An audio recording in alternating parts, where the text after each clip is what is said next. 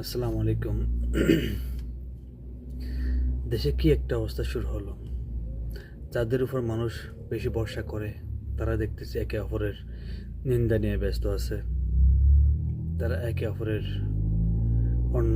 অন্যায় নিয়ে ব্যস্ত আছে। আসলে বুঝতে পারলাম না যে দুই দল 20-25 বছর, প্রায় 24-25 বছর একসাথে একজোটে একইভাবে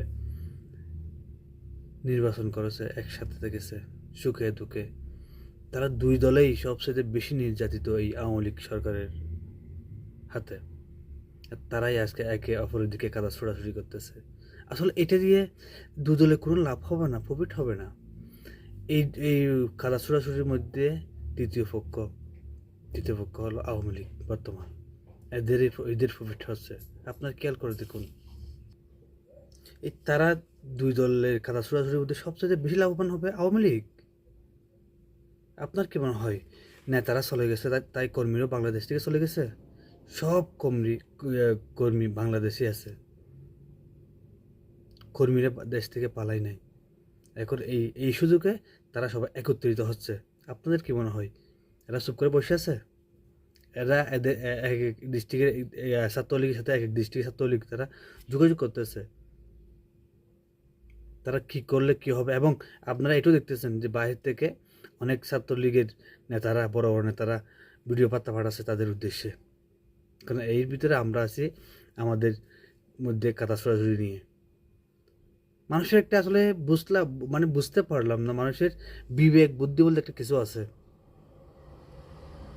এই সময় যেভাবে হোক আমরা স্বাধীনতাটা অর্জন করেছি যে কোনো বিনিময়ে। এটা রক্ষা করতে হবে। স্বৈরাচারদেরকে আবার নতুন করে উজ্জীবিত করার কোনো সুযোগ নাই। কিন্তু যে অবস্থা আমরা শুরু করতেছি, বিএনপি, জামাত, শিবির, ছাত্রদল, এটা তো আমার মনে হয় না এই স্বাধীনতা বেশি দিন টিকবে। এদেরকে আর মাথা ছাড়া দিয়ে উঠতে দেওয়া যাবে না। কিন্তু আমরা যে পরিস্থিতি তৈরি করতেছি, বেশি দিন লাগবে না এরা মাথা ছাড়া দিয়ে উঠতে। এর ভিতরে জামাত আমির, আসলে জানি না, আমি অত বড় মানুষ হই নাই যে এটা নিয়ে বিশ্লেষণ করব। কিন্তু জামাত আমির প্রথমে যে কথাটা বললো, এটা কিন্তু সম্পূর্ণ দেশের জন্য, অন্য দলের জন্য আসলে একটা ক্ষতিকর একটা কথা। জানি এটা কীভাবে নেবেন, কিন্তু এটা অনেকেই অনেক রকমভাবে ব্যাখ্যা করেছেন। আবার জামাত আমির আবার আরেকটা, এইটা নিয়ে যখন বেশি কথাবার্তা হচ্ছে তখন আরেকটা সমস্যা সম্বোধন করে কথাটা বলতেছে, আমরা রাজনৈতিকভাবে, দলীয়ভাবে আমরা ক্ষমা করে দিলাম। কিন্তু এই কথাটা তো এর আগে তো ছড়িয়ে গেছে বাংলাদেশে। অপপ্রচার করুক আর প্রচার করুক, যেভাবে হোক এটা ছড়িয়ে গেছে। এটার প্রভাব গ্রামে গঞ্জে পর্যন্ত পড়েছে। কারণ একটা দলের প্রধান যখন বলে আমি ক্ষমা করে দিলাম আওয়ামী লীগকে, তখন কর্মীরা কি চাইলেও এটা বিরোধিতা করবে, একতার বিরোধিতা করবে? করবে না। এবং এরা চাইলেও এলাকাতে যারা এদেরকে শোষণ করেছে, এতদিন নির্যাতন করেছে, তাদের বিরুদ্ধে অ্যাকশন নেবে না। কিন্তু হ্যাঁ, জামাত আমির বলেছে যে ভিকটিমরা তাদের বিরুদ্ধে মামলা করলে তার সহযোগিতা করবে।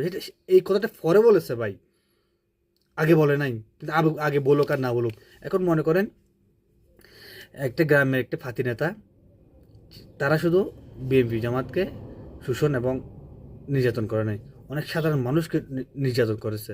এবং আমার চোখের দেখা, আমার জানা অনেক যারা কোনোভাবে রাজনীতিভাবে জড়িত না, এদেরকে ভয় দেখিয়ে মামলা দিবে বলে বলে টাকা নিয়েছে। এবং কি অনেকে জায়গা সম্পত্তি বেশি এই মামলা চালাচ্ছে।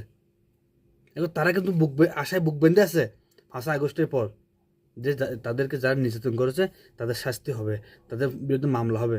কিন্তু এই যে এরা তো নিজেরা মামলা করবে না, কিন্তু তারা আশা বেঁধে আছে যে বিএনপি বা জামাত এদেরকে শাস্তি দেবে। কিন্তু আপনি যে ঢালোভাবে বললেন এদের ক্ষমা করে দিয়েছেন, কিন্তু আপনি ক্ষমা করলেন, কিন্তু আপনি তো সাধারণ জনগণের বিরুদ্ধে জুলুম করলেন। এটা জুলুম হলো। আপনি যেভাবেই ব্যাখ্যা দেন না কেন এই কথাটার, এটা গ্রহণযোগ্য হবে না। আপনি দলীয়ভাবে দেন, আপনি নিজেরভাবে দেন, যেভাবে দেন, এই কথাটা কোনোভাবে গ্রহণযোগ্য হবে না।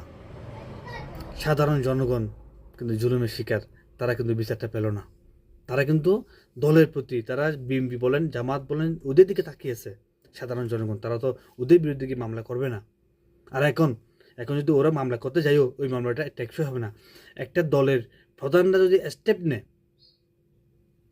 একটা অপরাধীকে শাস্তি দেওয়ার জন্য, সেটা যেভাবে গ্রহণযোগ্য এবং শক্ত হবে, একটা সাধারণ জনগণ যদি মামলা করলে এটা গ্রহণযোগ্য হবে না, শক্ত হবে না এটা। কারণ ওই সাধারণ জনগণ ওই বিরুদ্ধে মামলা করতে গেলে এর একটা টেনশন থাকবে যে এটা আমাকে প্রতি মাসে থানায় ওই কোর্ট বিলিং দিতে হবে, এবং তাকে যে ওই এরা হুমকি দেবে না এটারও কোনো গ্যারান্টি নেই। তাই আপনি যে দলীয়ভাবে কথাটা বললেন জানি না, আমার ব্যক্তিগত আমি বললাম, এটা গ্রামে পর্যন্ত প্রভাব পড়ে গেছে। এখন সাধারণ জনগণ অসহায় হয়ে গেছে, কারণ তারা আশায় বুক বেঁধেছিল যারা শোষণ করেছে, তারা জুলুম করেছে, তাদের শাস্তি হবে এই আশায়। 5 আগস্টের পর যারা টপ টু বটম আওয়ামী লীগের নেতাকর্মীরা পালিয়ে গেছিল, এরা সবাই এখন গ্রামে আসতেছে, হয়তো আপনার কথাগুলো শুনে আপনি ক্ষমা করে দিলেন। এখন বাকি দল যারা আছে তারা তো বিপদে পড়ে গেছে, সাধারণ জনগণ যারা জুলুমের শিকার হয়েছে এরা বিপদে পড়ে গেছে। কারণ এরা কিন্তু এদের পক্ষ হয়ে আমাদের উচিত ছিল এদের বিচার করা, কিন্তু আপনি ক্ষমা করে দিলেন। যাই হোক, এটা কীভাবে নেবেন জানি না, আমার যেটা মনে হলো আমি বললাম। কিন্তু এর ভিতরে আমাদের যে এইটা নিয়ে যে আমরা কাদা ছোড়াছুড়ি করতেছি, একজনের দোষ একজন দেখাই দিচ্ছি, এর ভিতরে কিন্তু আওয়ামী লীগরা কিন্তু আবার সচেতন হয়ে যাচ্ছে, তারা কিন্তু আবার মাথা ছাড়া দিয়ে উঠতেছে।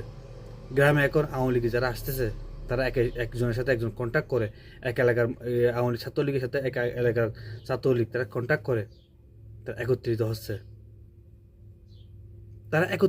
এখন। টাকা এখন তার নতুন করে ভয়ের একটা বিষয়। আমরা এখানে কাজ ছোড়াছুড়ি করতেছি, আর এদিকে এরা তৃতীয় শক্তি হিসেবে মাথা ছাড়া দিয়ে উঠবে। বর্তমান বাংলাদেশে দুটো মাত্র দল, 30, 32, 40টা দল থাকতে পারে, কিন্তু দুটো মাত্র বর্তমান দল যে দুইটা ক্ষমতা যাওয়ার অধিকার রাখে, বিরোধী দল হওয়ার অধিকার রাখে, জামাত এবং বিএনপি। এখন এই সময় আমার মনে হয় এই দু দলকে একসাথে হয়ে কাজ করা ছাড়া আর কোনো ওয়ে নেই। আরেকটা বিষয় আমি লক্ষ্য করলাম কিছুদিন ধরে ফেসবুকে, জামাতের পক্ষ হয়ে বিএনপিকে গালি দিচ্ছে, রংভাবে কথা বলতেছে, পোস্ট করতেছে, আবার বিএনপির হয়ে জামাতের বিরুদ্ধে পোস্ট করতেছে। এবার ওখানে গিয়ে আবার জামাত এবং বিএনপি গিয়ে আবার তর্কাতর্কি দিচ্ছে, একজনকে একজন গালি দিচ্ছে, একজনকে দিচ্ছে। কিন্তু এটা কিন্তু একটা চালাকি, এটা কিন্তু একটা ষড়যন্ত্র, এটা কিন্তু করতেছে ছাত্রলীগের ছেলেরা। আপনাকে মাথায় রাখতে হবে, আপনাদের মাথায় রাখতে হবে এটা। আমরা একটা পোস্ট দেখলাম বিএনপির বিরুদ্ধে, ওখানে বিএনপি ছাত্র দলরা ঢুকে আস্তে গালি করতেছে, আবার জামাতের বিরুদ্ধে যেটা পোস্ট করেছে ওখানে জামাতের শিবিরের লোকেরা এসে মানে বাজে মন্তব্য করতেছে। এটা তো আমাদের দূরত্ব বেড়ে যাচ্ছে। আমাদের দূরত্ব বেড়ে যাওয়া মানে তো আওয়ামী লীগের সুবিধা। তাই আমরা সবাই এক খাতারে সব শেষ। জামাত বিএনপির সম্পর্ক এটা ঠুনকো সম্পর্ক না। যাই হোক, যেটা ভুল বোঝাবুঝি হয়েছে 1 বছর ধরে তারা একত্র জনে, তারপরেও কিন্তু অনেক লম্বা টাইমে একটা সময় পার করেছে বিএনপি এবং জামাত, একজনকে একজন ছেড়ে যায় নাই। এই দু দলেই একমাত্র এই হাসিনা সরকারের জুলুমের শিকার। গুম কোন এমন কোনো অন্যায় নেই যে এদের উপরে করে নাই। তাই আমরা যদি এইসব ভুলে গিয়ে যদি একজনের সাথে একজন দুশ্মনী করি তাহলে তো দেশটা তো থাকবে না। আমার তো মনে হয় এখন এই কারা ছোড়াছুড়ি দেখে যেটা বুঝতেছি, জামাতের সবচেয়ে বড় শত্রু এখন বিএনপি হয়ে গেল। মানে আওয়ামী লীগ কিছু করে না, জামাতে যা দুষ করলো, যা অন্যায় করলো, যা জুলুম করলো বিএনপি করলো।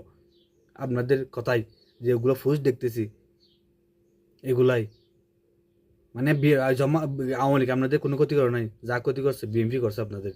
এই সমস্ত বাড়াবাড়ি, আসলে বাড়াবাড়ি করতে চাইলে অনেক বাড়াবাড়ি হয়, কিন্তু আমরা বাড়াবাড়ি করলে আমাদের কারো লাভ হবে না, তৃতীয় শক্তি হিসেবে এই আওয়ামী লীগেরই লাভ হবে। তাই এসব ভুলে গিয়ে আমাদের একটাই লক্ষ্য থাকতে হবে, যুবদল, ছাত্র শিবির, জামাত এবং বিএনপির একটাই লক্ষ্য থাকতে হবে, আমাদের একত্রিত হইয়ে এই শক্তি যেন আবার মাথা ছাড়া উঠতে না পারে, এই লক্ষ্যে কাজ করতে হবে।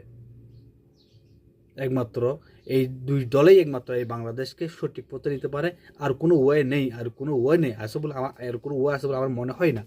এটাই একমাত্র রাস্তা বিএনপি এবং জামাতের সামনে দেশটাকে এগিয়ে নিয়ে যাব একত্রিত হয়ে। সবাই ভালো থাকবেন। আসসালামু আলাইকুম।